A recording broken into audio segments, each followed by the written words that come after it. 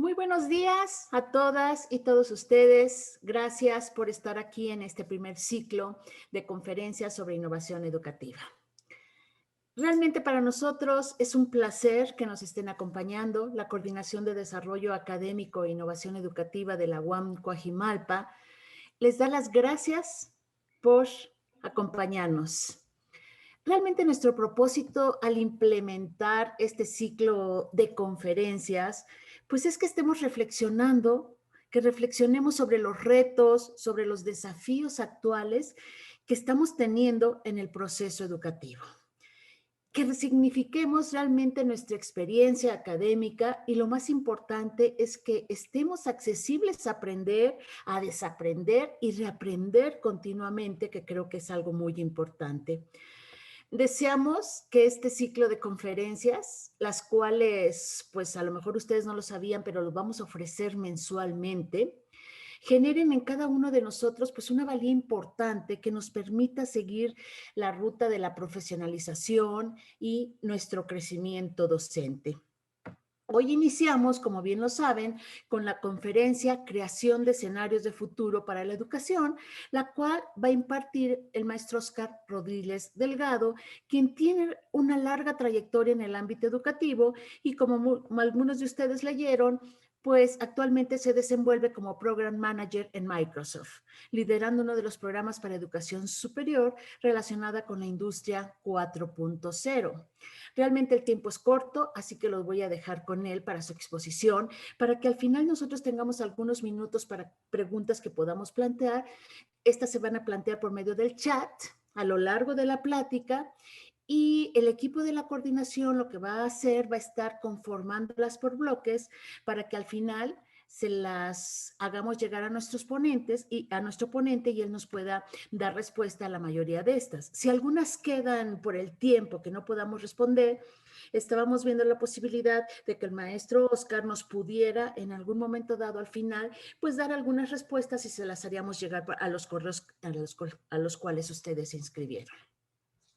Pues ya les voy a dejar la palabra a Óscar para no quitarles más tiempo. Sin embargo, es importante señalarles que para tener una mejor calidad en la transmisión, les vamos a pedir que mantengamos apagados nuestro audio y nuestro video y así es mucho más rápido. Pues muchísimas gracias, Óscar, Juan Óscar Rodiles, por aceptar nuestra invitación y por estar aquí abriendo este primer ciclo de conferencias. Gracias y espero en verdad que lo disfruten.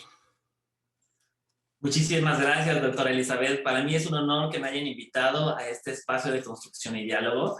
Hoy no quiero ser presuntuoso, sino más bien hablar de colega a colega, compartiendo algunas reflexiones y que pensemos juntos en cómo mejorar nuestra práctica pedagógica. Y creo que es claro que el momento histórico que en el que estamos viviendo es vertiginoso y cambiante. Llevamos ya un año de grandes incertidumbres y nos tocó enfrentarnos a nuevas realidades desconocidas y desconcertantes. Sería maravilloso, dicen por ahí, tener una bola mágica que nos dijera qué nos depara el futuro. Pero eso definitivamente sería aburrido, monótono y estaríamos quejándonos del por qué hay una sola realidad. Es precisamente por eso que hoy quiero que nos adentremos al fascinante mundo de la creación de escenarios de futuro para la educación con el fin de estar mejor preparados y preparadas para los cambios venideros. Al puro estilo de Foucault, digamos, vamos a hilvanar 4 componentes. El primero centrado en analizar cómo el pasado nos ayuda a construir el presente para replantear el futuro. El segundo, en entender desde la visión de los mundos VUCA, el mundo en el que vivimos y reconciliarnos con él. En el tercer componente conoceremos algunas herramientas de creación de escenarios de futuro y finalizaremos con 4 consejos útiles para comprender la madeja interconectada en la que vivimos. Pero bueno, antes de adentrarnos, demos una vuelta por el París de los años 1900 aproximadamente, donde el ilustrador Jean-Marc Coté y otros colegas suyos elaboraron una serie de tarjetas que se podrían encontrar en las cajetillas de cigarros y que más tarde se hicieran postales. Ahí se reflejaba cómo creían que sería el año 2000.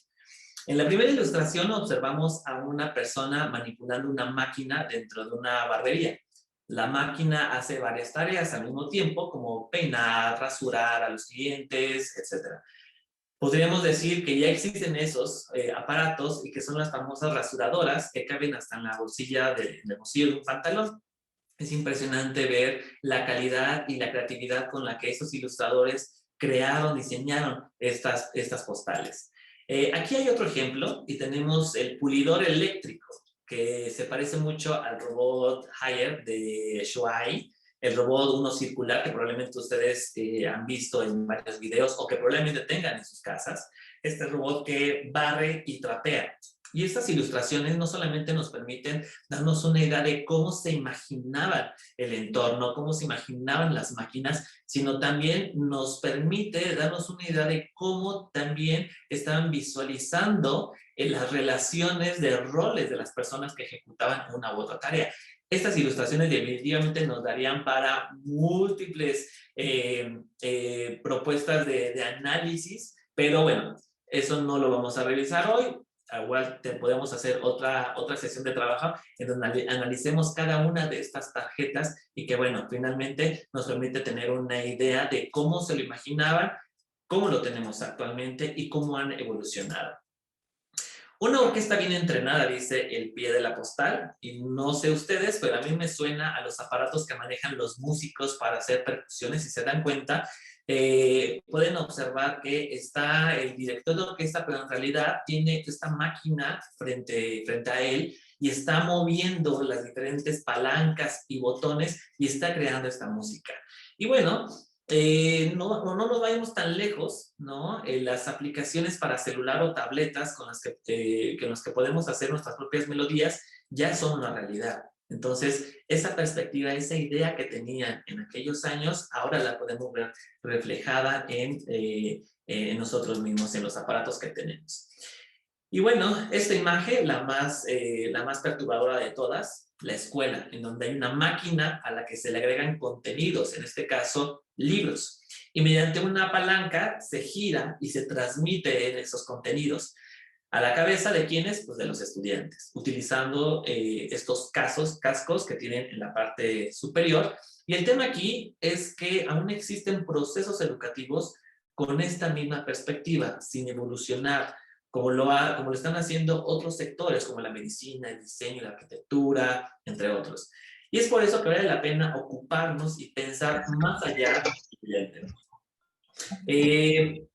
Esto es una perspectiva. También sabemos que hay grandes propuestas, hay ideas que se han planteado que son muy innovadoras, que son revolucionarias, y eso vale la pena. Sin embargo, no todo eso es algo que esté sucediendo de manera general o global, y es por eso que la idea es plantear esta problemática para poder hacer un análisis al respecto.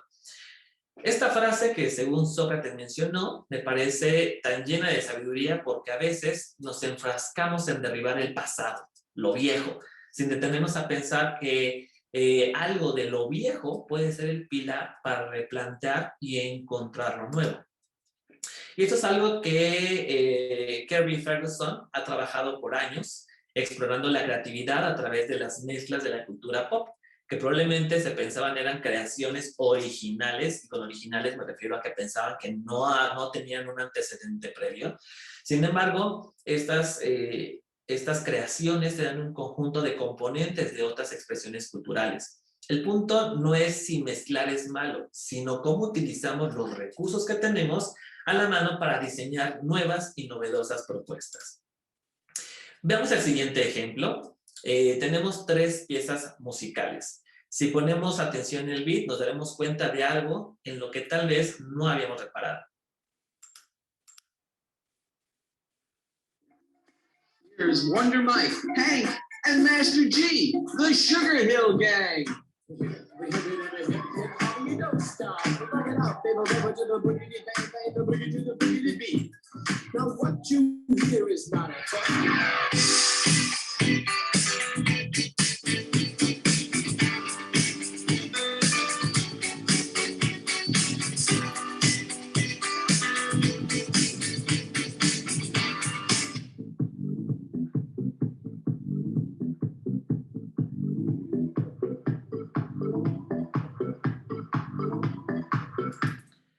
sí, efectivamente, la base es la misma, pero el beat va evolucionando. Las canciones son diferentes, pero la esencia de estas persiste. Películas como Star Wars, una franquicia de millones de dólares, tiene influencia de películas como The Searchers en el del 56, Hidden Fortress del 58 o Sanjuro del 61. Y hasta series como Flash Gordon del 36. Y con esto quiero llegar a que no todo lo que vemos o escuchamos surgió de la nada. En este ejemplo que acabamos de ver, en donde tenemos estas 3 piezas musicales que probablemente hayamos escuchado en diferentes momentos de nuestra vida o sean de nuestras favoritas probablemente, tal vez no nos hayamos dado cuenta que pertenecen, comparten ese mismo componente. Pero, claro, tienen su propia esencia que comparten entre sí. Y pues bueno, finalmente, y con esto quiero llegar a que no todo lo que vemos, escuchamos, surgió de la nada, como lo mencioné, todo tiene una base previa, que si lo sabemos aprovechar, podremos hacer cosas que nos ayuden a transformar nuestra práctica educativa. Y en esto quiero hacer mucho énfasis, porque finalmente lo hizo esta franquicia, insisto, de Star Wars, lo están haciendo estas piezas musicales y tenemos como estos ejemplos, bueno, muchísimos de los cuales podemos echar mano. El punto es que aprovechemos lo que tenemos para replantear y crear nuevas cosas más adelante. Y que en este caso, ¿a qué me refiero? Con transformar nuestra práctica educativa. Ahora bien, comprender el pasado aprovechando lo que aporta valor y que vale la pena traer para plantear los futuros es crucial. En ese sentido, vamos a ver el siguiente video. En este video quiero que observemos lo que está sucediendo ahí. Y bueno, vamos a ponerle play. ¿Ustedes se imaginan vivir a más de 31,000 millas por encima de la Tierra? Bueno, pues es algo que la empresa neoyorquina Klaus Architecture planteó con la torre Analema, el edificio más alto literalmente jamás construido. Esta edificación estaría alimentada por paneles solares expuestos a la luz y se anclaría por cables a un asteroide y viajaría miles de millas todos los días entre los hemisferios norte y sur en un bucle en forma de 8. La idea parece bastante imposible, pero la NASA ha programado una misión de reubicación de asteroides para este año que tiene como objetivo demostrar la viabilidad de capturar y reubicar un asteroide. En el video observábamos las habitaciones y también esta fascinación que tenemos por los edificios altos. Sin lugar a dudas, superaría por mucho la altura de los edificios que actualmente están construidos. Y bueno, realmente nos da una idea muy clara de cómo está construida esta propuesta. No sé cuántos de ustedes se imaginan, ¿no?, abrir las cortinas y observar la curvatura de la Tierra desde la comodidad de su recámara, desde la sala. Es un escenario impresionante. Pero bueno, tranquilas. Tal vez sea descabellado, pero este despacho de arquitectura no se lo está tomando a broma. Su filosofía en realidad es aprovechar el potencial de lo inmaterial. Es decir, hay que pensar fuera de la caja. Y si lo vemos, esto puede ser parte de una pieza fundamental para otras ideas. Si esto bien no se lleva a cabo, sí va a ser una inspiración para generar otro tipo de prototipos que se conviertan en proyectos y que esos proyectos se vuelvan ya una realidad. Este tipo de conceptos, sin lugar a dudas, nos pueden llevar a pensar no solo en el impacto tecnológico, científico, económico, sino también en el social, con la pregunta, ¿quiénes podrían pagar un departamento en un lugar como este? ¿No? Pero bueno, eso yo lo dejo para sus conversaciones con sus familiares y amigos. Vamos a explorar justamente otro video. Vamos a poner solamente un fragmento de la plática que dio Adén Díaz en Argentina sobre la bioimpresión en 3D.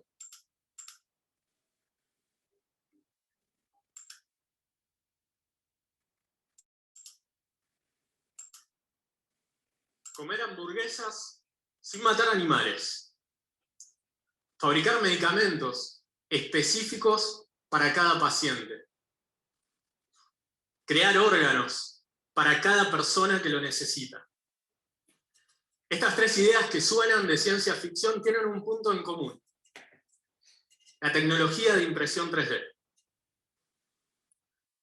Durante el último año del secundario, estando en la playa y mirando lo que cualquier adolescente mira en la playa, una National Geographic, es ahí que encuentro un artículo sobre prótesis mioeléctricas, prótesis robóticas comandadas por contracciones musculares. De entrada me pareció un desafío técnico súper atractivo, súper interesante. Pero investigando un poco más encuentro que también tenía un factor social, un impacto humano. Y es porque ese tipo de prótesis aquí en la Argentina en ese momento eran de difícil acceso, por sus elevados costos y porque solamente eran importadas. Es por eso que me embarco en el desarrollo de una prótesis mioeléctrica del miembro superior, pero dentro del marco de la filosofía del código abierto, donde todos los planos, todos los circuitos y todos los programas hoy son de acceso libre y gratuito. Es impactante lo que dice Adem Díaz en esta plática que dio en Argentina, en esta charla TED. Pues esas tecnologías antes eran impensables para un ciudadano o ciudadana de a pie, ¿no? Común y corriente. Hoy son una realidad. Y no solo eso, sino la capacidad de conectarnos, de interconectarnos con especialistas, amateurs, grupos de investigación, entusiastas con el deseo de hacer un cambio utilizando la tecnología y compartiendo información y construyendo nuevo conocimiento que esté al alcance de la población. Poco a poco las escuelas, colegios, universidades están aperturando las famosas aulas maker o maker spaces, donde los estudiantes tienen la oportunidad de analizar, prototipar, probar, replantear y generar soluciones innovadoras. Y no se trata necesariamente de espacios con grandes inversiones de dinero, sino el foco, la médula espinal de esos lugares son las ideas, la creatividad, la capacidad de abrirse al mundo y compartir los hallazgos para que la siguiente persona lo maneje. Vamos a ver la siguiente. En esta siguiente nos vamos a poner un poquito más románticos. Vamos a ver el siguiente video. ¿Y cuál es el futuro de las relaciones amorosas o interpersonales? Los formatos que conocemos para enamorar han cambiado y seguirán haciéndolo.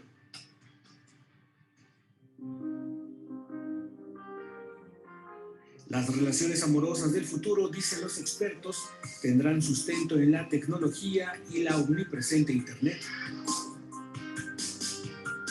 En estos días, la revelación de que alguien conoció a su actual pareja a través de Internet ya no provoca incómodos murmullos. La agencia de publicidad Spark & Honey, con sede en Nueva York, se dio a la tarea de definir el mapa de las relaciones amorosas para el futuro.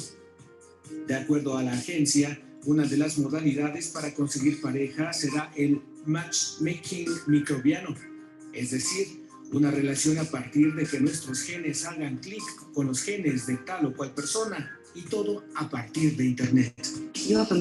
Otra opción será la simpática voz que acompaña a los smartphones, en algunos casos conocida como Siri, tal como lo puso muy en claro la película Her de 2013. Además, dice Sparks & Honey, las nuevas tecnologías ligadas a la capacidad para ubicar a las personas será un factor decisivo para que las citas con objetivo amoroso sucedan sin contratiempos. Las innovaciones de realidad virtual, que ya se usan hoy en día en muchos videojuegos, podrán ayudar en la difícil tarea de experimentar y disfrutar sin tocar. Y las propuestas del futuro también se refieren al terrible momento del rompimiento.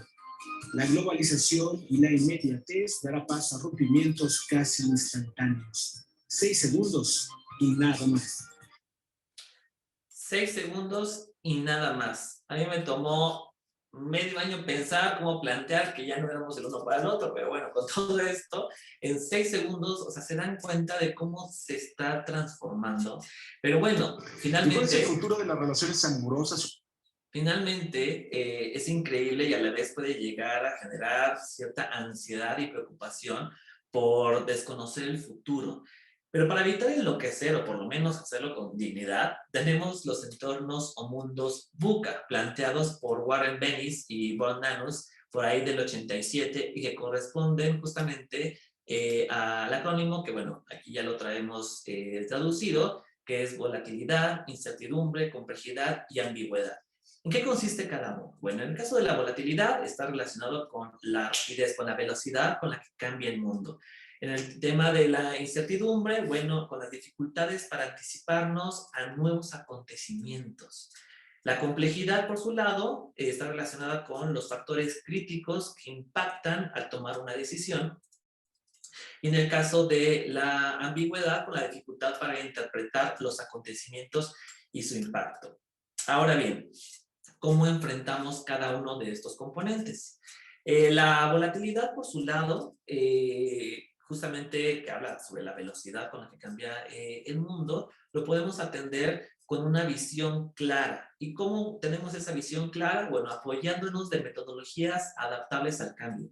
Si nosotros pensamos en procesos con metodologías que son inamovibles, que son cerradas y que no permiten hacer estas modificaciones con base en lo que el contexto va marcando, pues esas metodologías y esa volatilidad va a seguir siendo un problema en nuestras vidas. Entonces lo que necesitamos hacer es justamente plantearnos el acercarnos a visualizar estas otras formas de trabajo. Y la verdad es que si bien en el ámbito de la educación están surgiendo nuevas propuestas, vale la pena que veamos qué es lo que está haciendo el mundo del diseño, el mundo de la arquitectura, el mundo de la informática, otros escenarios, otras corrientes, otros ámbitos. Y es que la educación finalmente se alimenta de todos esos elementos y vale mucho la pena que miremos qué es lo que está sucediendo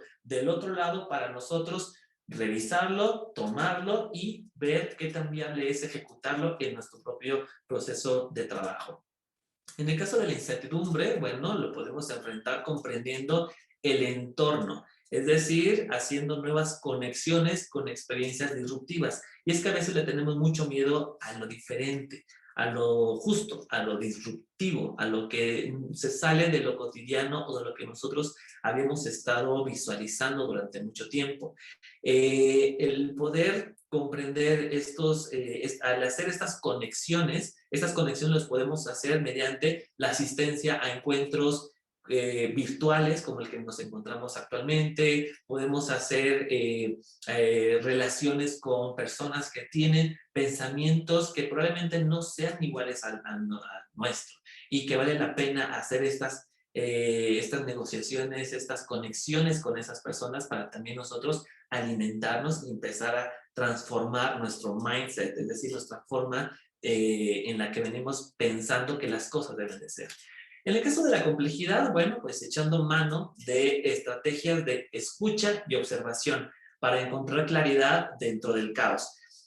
Estos dos elementos, la escucha y la observación, pueden parecer sencillos, pero en realidad se nos olvida y no somos tan asiduos a escuchar y a ver, a observar, a analizar lo que está sucediendo. Y lo que queremos son respuestas totalmente inmediatas, pero no toda la gente responde de la misma manera. Cuando nosotros nos detenemos a escuchar y a observar, cambia por completo y podemos analizar justamente todo ese caos que se está conformando. En el caso de la ambigüedad, pues abrazando el cambio, en vez de estar oponiendo resistencia y a partir de ahí encontrar soluciones viables y escalables. Si nosotros seguimos con estas ideas de es que yo llevo haciendo esto durante tanto tiempo y me ha funcionado, ¿y por qué tengo que hacer una modificación de lo que yo he estado haciendo? No, los resultados poco a poco nos van a ir generando más ansiedad porque el mundo está cambiando, se está transformando y nosotros seguimos en la misma posición sin movernos del lugar. Y es justamente lo que necesitamos. Esta perspectiva nos ayuda a darnos cuenta de ciertos vicios que tenemos. Y no importa las cuestiones generacionales, se los digo de verdad, o sea, podemos tener gente como nosotros, yo pertenezco a la generación millennial, ¿no? Y ahora que ya no estoy de moda, que ya pasé, ¿no? Ya ahora quienes están en boga son los centennials. Entonces, hay momentos en donde ahora estoy utilizando discursos y me doy cuenta de eso, de es que en mi época era diferente. Es que yo recuerdo que cuando yo estaba en la secundaria, el maestro hacía tal cosa, o yo me acuerdo que cuando estaba haciendo o estaba viviendo tal situación, pues no teníamos esta tecnología. Entonces ya me estoy dando cuenta de justamente de lo que yo antes criticaba, ¿no? Decía, ay, bueno, pues es que esta gente de la generación X se pasa, necesitan modernizarse. Bueno, los millennials ya estamos en ese mismo discurso y en esa misma cuestión. Y para eso nos sirven estas herramientas, que, ojo, estas herramientas no son nuevas, son muchas de los años 70, de los años 80, otras que se generaron recientemente en el 90 o en el 2000. A lo que voy es honrar el pasado, honrar lo que sí existe, lo que tenemos, hacerle caso a esas cosas que probablemente son básicas y que logremos generar nuevas propuestas de diseño. En ese sentido, bueno, pues me gustaría traer esta frase a colación y que seguramente puede dar pie a múltiples puntos de vista. La doctora Carla Paniagua, en una ponencia que dictó en el por ahí de 2016 en Campus Party, retomó a Maurice Blanc, quien afirma que el futuro no se prevé, se diseña, se prepara mediante decisiones en el presente. La doctora Paniagua propone alejarnos de la idea de que el futuro es algo inevitable, algo que está fuera de nosotros y que no nos concierne.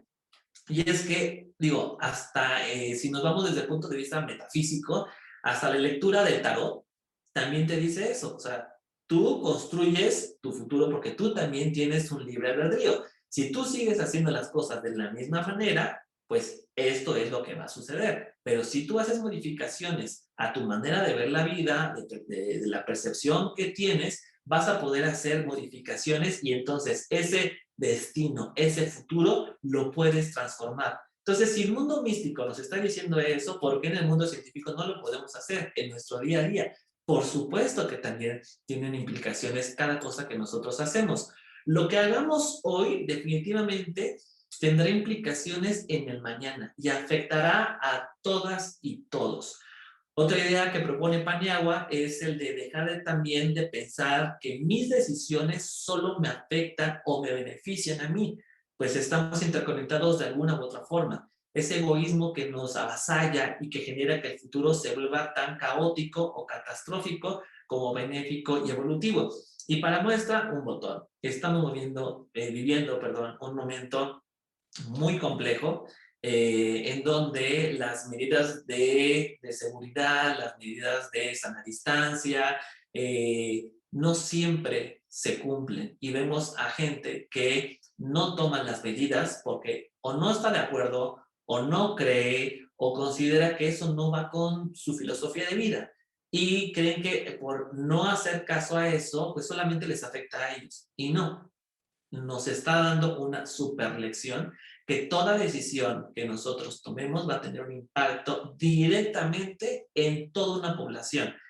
Y eso creo que es algo que necesitamos no dejar pasar de largo, sino analizarlo, tomarlo en cuenta y darnos cuenta que efectivamente nosotros, nuestras decisiones sí tienen un impacto directo en las otras personas. Nuestro papel en ese sentido, como agentes de transformación social y cultural desde el ámbito educativo, llámense docente, personal administrativo, cuerpos directivos, no importa. Debemos ser co-diseñadores responsables y no dejar en manos del otro y sumar esfuerzos, pues en nuestras manos está el futuro de una localidad, una nación y la misma humanidad. Y a veces no nos damos cuenta de eso, pensamos que nuestro papel no tiene un gran impacto, pero todo lo contrario, impactamos en las vidas de decenas, centenas, miles de personas a través de las funciones que cada uno de nosotros llevamos día con día. Y pues bueno, una propuesta para trabajarlo es el famoso cono de futuros de Joseph Boros, para lo cual es importante mapear 4 componentes que justamente de hecho están enumerados en esta imagen que ustedes están observando. La primera, que son las señales que se requiere de un proceso de investigación, con el fin de identificar esas señales de cambio. Necesitamos tener la apertura para captar la mayor información, aunque no estemos de acuerdo. Y es que en ocasiones invalidamos los acontecimientos por el simple hecho de no estar de acuerdo o no comulgar con el acontecimiento, y eso no ayuda. Hay que tener las antenas muy agudas para sumarlo a nuestro análisis. En segundo lugar, tenemos las tendencias, que, bueno, de alguna u otra manera, qué es lo que está pasando en el mundo y hacia dónde va. Si lo pensamos bien, las señales nos arrojan información muy poderosa, muy rica, para identificar dichas tendencias. Y en ese sentido podemos visualizar el rumbo o rumbos que pudiéramos explorar. Con base en lo anterior, podríamos formular posibles escenarios que nos permitirán adelantarnos y diseñar nuevas propuestas pedagógicas mediante la generación de prototipos. Es decir, las estrategias, herramientas, recursos, dinámicas, en fin. Cabe aclarar que los prototipos requieren ser probados y analizar su eficiencia y escalabilidad. La meta, sin lugar a dudas, es nutrir una planeación a futuro para unir el presente con uno o varios escenarios. Este cono de futuros de Joseph Boros me gusta muchísimo.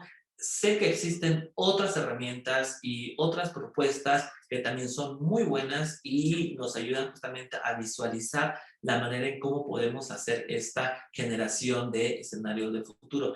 Esta me gustó para presentarla este día. E insisto, necesitamos ver las señales, analizarlas, identificar las tendencias que existen. En ese sentido, generar hipótesis, ¿no?, de estos escenarios de futuro, y con base en eso hacer este prototipado para vincular el presente que va a tener un impacto en el futuro. Ahora bien, de que tenemos algunas herramientas, que insisto, hay muchísimas herramientas para diseñar escenarios de futuros. Esta que yo les estoy proponiendo se llama Mapa de Diseño de Futuros. ¿Y de qué se trata? Bueno, esta herramienta permite trabajar en la creación de posibles escenarios a partir de hipótesis. Para cada posible escenario es indispensable crear alternativas con el fin de reconocer inconvenientes que puedan complicar el logro de los objetivos. Digamos que es para adelantarnos un poco a los hechos, ¿no? Entonces tenemos el escenario, que podemos nombrarlo de alguna manera. Tenemos que identificar cuál es el foco, cuál es el punto medular de ese escenario de futuro, y a partir de ahí, pues diseñamos el escenario con una, dos o hasta tres alternativas que, insisto, nos van a ayudar a nosotros a identificar cuáles son los posibles problemas o issues a los que nos enfrentaríamos. ¿Para qué? Para que cuando nosotros hagamos un plan de acción, pues entonces tengamos ya contempladas las posibles situaciones que pudieran derribar ese escenario propuesto. Y pues bueno, definitivamente esta no es la única herramienta. Hay muchas herramientas más de las cuales podemos echar mano y que vale la pena trabajarlas para nuestro trabajo pedagógico. Nada, como parte final, ¿no?, de esta conversación que estamos generando, o de esta presentación que estamos haciendo, pues hay 4 consejos. El primero de ellos es abrir la mente, darnos la oportunidad de pensar en futuros alternativos. A veces no nos damos esa oportunidad y lo único que hacemos es repetir patrones, repetir situaciones, repetir problemas, y no avanzamos. Y el estrés que se genera en ello es impresionante. Entonces, en el momento en que también tenemos esta apertura a pensar en esos futuros alternativos, estamos ya abriendo la puerta a una nueva forma de pensamiento que nos va a ayudar muchísimo, no solo para el trabajo pedagógico, sino también hasta para nuestra vida, para nuestras relaciones, para nuestra relación familiar, nuestra relación de pareja, nuestra relación e interacción con las otras personas, etc. Esto es un componente que no nada más se va hacia el punto de vista operativo, ¿no?, de la práctica profesional, sino también de la persona, de tener esta apertura y de verdad, cuando uno lo hace, literal, cambia el mundo. Otro consejo, bueno, es expandir la red, es decir, conectarnos con redes de especialistas que hablen del tema, a pesar de no estar de acuerdo con ellos o con ellas. Este punto me parece que es importantísimo. ¿Y por qué lo menciono? Porque en la medida en que nosotros, ok, ya abrimos nuestra mente, estamos ya en disposición de pensar en estos futuros alternativos, necesitamos de gente que nos pueda ayudar a alimentar, a conectar, con quienes podamos tener estas interacciones y conocer sobre los trabajos que están haciendo. Entonces, digo, Internet afortunadamente nos da esta posibilidad de investigar, de buscar, de generar estas interacciones a través de las cuentas de los propios especialistas o grupos de investigación. Hay gente que tiene sus cuentas de Twitter abiertas y están publicando constantemente sus trabajos respecto a los temas que tenemos en boga. Hay gente que tiene comunidades virtuales en donde podemos ser partícipes justamente de lo que está sucediendo y que, insisto, vale muchísimo la pena poder adentrarnos en ese sentido. Y no solamente ver lo que está pasando en el mundo educativo. Ojo, hay que ver lo que está pasando en los otros contextos, en los otros ámbitos, porque de ellos nos vamos a alimentar para poder traerlos a nuestro campo de trabajo y hacer propuestas que van a ser definitivamente más enriquecidas, ampliadas y disruptivas. Un tercer consejo, pues, es leer las señales, es decir, analizar lo que está sucediendo.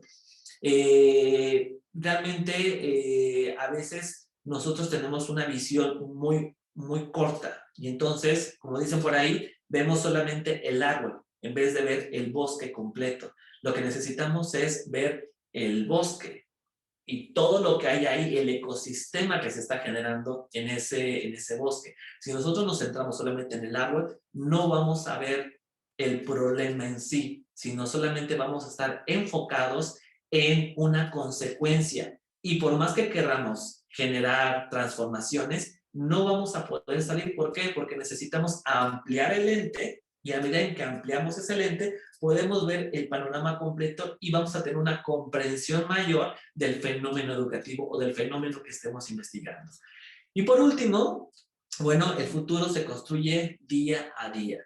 Hacer los futuros es digamos, es un tema de hacer de estos futuros o de estas conversaciones algo asiduo, ¿no? Contraponer opiniones de especialistas, de gente, de percepciones, de personas, nos va a ayudar a enriquecer esta perspectiva. Insisto, abrimos la mente, nos conectamos con especialistas, leemos las señales y ampliamos nuestra lente y discutimos, trabajamos, nos vinculamos con otras personas. Insisto, probablemente no estemos de acuerdo, pero necesitamos hacer a un lado, desmontar nuestra resistencia para entonces ahora sí construir nuevos escenarios de futuro, que en este caso, para el mundo educativo, son tan necesarios. Y pues bueno, agradecer nuevamente a la UAM Cajimalpa, a la doctora Elizabeth y a todo el equipo por esta invitación. Les dejo mis redes sociales, estoy en Twitter y en LinkedIn como J. Rodiles. También está mi correo electrónico, con todo gusto puedo compartirles información que tenga a la mano o conectarlos con grandes especialistas que han dedicado su vida justamente a analizar los escenarios de futuro, la futurología, la prospectiva y que están haciendo grandes propuestas que estoy seguro que van a cambiar la perspectiva de cómo trabajamos el día con día. Muchísimas gracias y pues nada, aperturamos la siguiente parte de esta conversación. Pues gracias, como bien lo dices, pues vamos a pasar ahora a la cuestión de las preguntas y respuestas, para lo cual, bueno, ya hay una logística en donde te las vamos a mandar y entonces sobre eso ya empezamos. No sé si ya te llegaron algunas. No, no. Ok, bueno, mientras les Ya. llegan las allá, bueno, ya. Entonces, pues tú ya tienes las preguntas que van llegando, te las vamos a seguir generando y pues otra vez te dejo el micrófono para que des respuesta. Gracias, Oscar. No, al contrario, muchísimas gracias. Hay preguntas súper, súper interesantes. Hay una que dice, ¿de qué forma los docentes podemos generar innovación hacia el futuro si las instituciones todavía desean conservar prácticas tradicionales y del pasado? ¿Cómo hacer entender a las autoridades de nuestras instituciones? Esta es una pregunta bastante interesante porque si bien estamos dentro de una institución y esa institución tiene reglas, tiene una visión y una misión en particular, y si no hay esta apertura, hay varios caminos. O sea, uno, desde nuestra trinchera, desde nuestra práctica, tiene que haber un cambio. O sea, si yo no hago un cambio en mí mismo o en mí misma, pues va a ser muy complicado que pueda yo llegar a hacer una propuesta de transformación y de cambio en mi institución. Sí, efectivamente, es todo un tema, pero también tomemos en cuenta lo siguiente. Las transformaciones no se dan de la noche a la mañana. Tiene que haber hechos, tienen que haber ejemplos puntuales de que esas transformaciones son posibles. Y para eso, una recomendación es explorar las diferentes propuestas que existen. Y esas propuestas que existen, esos ejemplos, poder llevarlos a la mesa de trabajo, buscar los espacios de trabajo, de discusión dentro de la organización para entonces empezar a hacer un trabajo de sensibilización que, ojo, no va a ser rápido, va a tomar tiempo, pero vale la pena. Si no lo hacemos desde ahora, no vamos a ver cambios más adelante. Es como la situación del agua. O sea, si nosotros no ahorramos agua, no somos conscientes del cuidado, del uso del vital líquido, más adelante no vamos a tener agua. Entonces, lo mismo pasa de este lado. En la medida en que nosotros podemos analizar los diferentes ejemplos que podemos encontrar, dependiendo del nivel educativo en el que se encuentren, poder hacer talleres, por ejemplo. Yo pensaría en hacer uno, acercarse a las autoridades correspondientes, hacer la propuesta de hacer estos pequeños talleres, mandar a lo mejor información, o sea, la idea de convertirnos en hackers, ¿saben? O sea, hackers de estas personas que conocen el sistema, saben por dónde llegar y, digamos, entran al sistema y hacen modificaciones. Véanse así, véanse como esos agentes de cambio y de esa manera ustedes van a poder identificar estrategias, ya sea mediante mandar correos electrónicos o proponer hacer mesas de discusión, de análisis, de trabajo, hacer pequeños experimentos dentro de la organización y sobre todo realmente nosotros tener la convicción de este es el lugar en donde yo puedo hacer una transformación, porque hay lugares en donde definitivamente son cuestiones que van más allá de ciertas decisiones y tiene que ver con cuestiones políticas un poco retorcidas y ahí es muy, muy difícil poder hacer cambio. Pero sí, es posible hacer esas transformaciones, pero insisto, va a tomar tiempo hacer esas modificaciones, ¿no? ¿Cuáles escenarios posibles, probabilidades deseables, concretos podemos visualizar para la educación en México? Eso es chamba de cada uno de nosotros. O sea, ¿por qué? Y lo planteo desde un lugar muy genuino. A veces nosotros estamos esperando que existan ya las respuestas. No existen las respuestas. O sea, y menos en este momento. Estamos justo en el lugar, en el tiempo, en donde vamos a tener que empezar a construir estos escenarios de futuro. ¿Por qué? Porque ya vimos que los que diseñamos, que los que estuvieron, que los que se generaron, pues no están funcionando. O sea, de pronto dijimos, ok, vamos a hacer la educación híbrida. No, vamos a hacer la educación completamente a distancia. No, vamos a hacer que sí vayan, pero que vayan unos días sí y unos días no.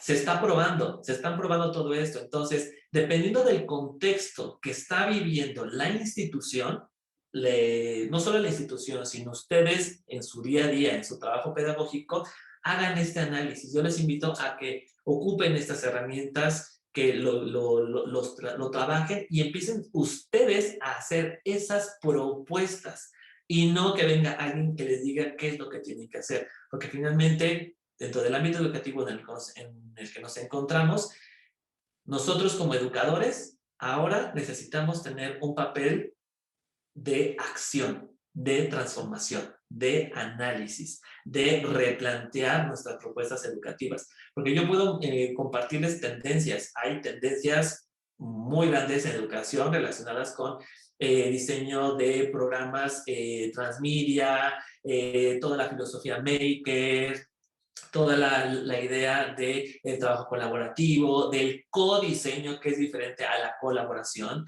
En fin, digo, hay la gamificación, etcétera. Pero todo eso va a necesitar de un buen componente de análisis de parte de ustedes para identificar si eso en realidad va a ayudar a hacer la transformación que que necesitan ustedes dentro de su ámbito de trabajo. Dice, luego, ¿cómo me puedo decir? Señales válidas o que nos recomiendas comenzar ese trabajo a partir de un reto personal o interno a nuestra organización, o más bien del análisis de las tendencias del contexto. Ambas dos. O sea, nosotros no podemos hacer un cambio si no hacemos un cambio primero, si el cambio no viene de uno mismo.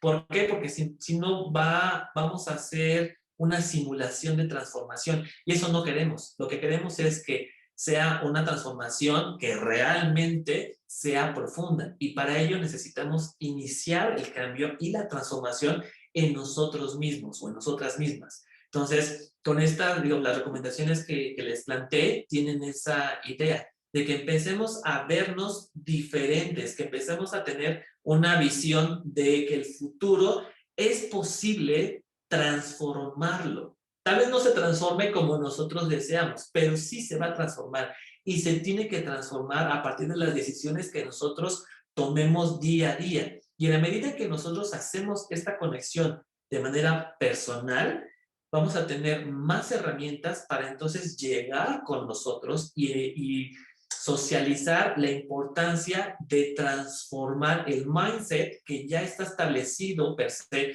en las instituciones. Entonces, el mundo está cambiando, se está transformando, no va a esperar a nadie, absolutamente a nadie, y lo estamos viendo en este momento. Hay mucho movimiento y nosotros tenemos que estar a la altura de esos cambios. Ojo, no hay que estresarnos, hay que ocuparnos de lo que está pasando para entonces, en ese sentido, realmente ejecutar acciones que puedan ser cambios que sean trascendentes y que sean definitivamente escalables en la propuesta que se haya hecho.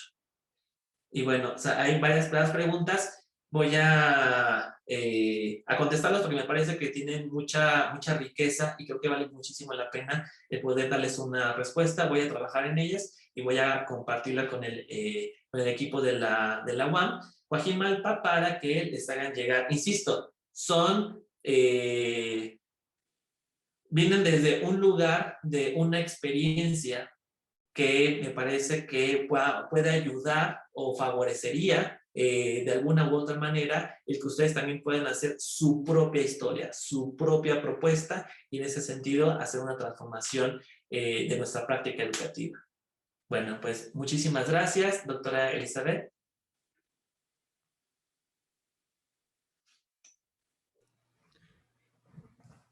Creo que ya estoy. Pues muchísimas gracias, en verdad, Oscar. Fue una plática muy interesante. Yo creo que muchos de nosotros nos quedamos con muchísimas reflexiones. En verdad, el trabajo docente, como bien lo dices, es un compromiso permanente. En el fondo, ese trabajo docente también tiene que ver con el ánimo, con el impulso que nos está moviendo a seguir trabajando en ello. Y como bien señalaste, hay que mirar Y a partir de las bases, de esa esencia que tú decías, y con este planear el futuro con esa base, con esa esencia, no darle vuelta a la hoja. Ahí lo tenemos, fue un aprendizaje, nos dieron ciertos elementos, funcionó en ciertas formas. Bueno, hay que retomarlo para planear el futuro, para generar los cambios. Y como bien lo dices, ¿por qué nosotros tenemos que generar los cambios? Porque nuestras decisiones, tú lo decías, y yo creo que todos los que están aquí escuchándote, pues van a decir, es cierto, nuestras decisiones sí impactan. De ahí nuestra responsabilidad de que continuamente estemos repensando nuestros procesos de enseñanza. ¿Para qué? Pues para dar respuesta a esos posibles escenarios futuros que se nos están planteando. Por ejemplo, con la pandemia, a muchos de nosotros nos tomaron desprevenidos en este cambio tan drástico que hubo. Estaban acostumbrados a la enseñanza presencial. Fue un cambio terrible que, bueno, que nos movió, nos tuvimos que preparar y, bueno, fue difícil. En verdad, muchísimas gracias. Nada más, hay muchas preguntas sobre si van a tener acceso nuevamente a la conferencia. Sí, les vamos a llegar a hacer un correo electrónico, los tenemos sus correos y les vamos a dar el link de tu presentación para que la vuelvan a checar. También les queremos informar que el próximo 17 de marzo tendremos la segunda conferencia dentro de este ciclo de conferencias. La conferencia es sobre comunicar en el aula virtual, claridad, licitud y ética, y va a ser impartida por el doctor Salvador Carreño González. Igual tenemos sus correos en el momento que les vamos a llegar la invitación, por si nuevamente están interesados y nos quieren seguir acompañando, pues los vamos a invitar a que se registren. Y en verdad, Oscar, muchísimas gracias. Muchísimas gracias y bueno, de colega a colega, echémosle todos los kilos, abramos nuestra mente y replantemos nuestras prácticas. Un gran abrazo y que estén muy bien. Saludo fraterno a cada uno de los y las participantes. En verdad, muchísimas gracias por acompañarnos. Espero que haya sido un espacio provechoso y lo hayan disfrutado y que les lleve algo. No podemos despedirnos sin decirles a cada uno de ustedes, en verdad, que se cuiden mucho en estos tiempos. Gracias y pues espero verlos, la UAM los espera ver el próximo 17 de marzo. Y si tienen alguna propuesta, con gusto los escuchamos, de lo que quieran ustedes escuchar de otras personas. Muchísimas gracias.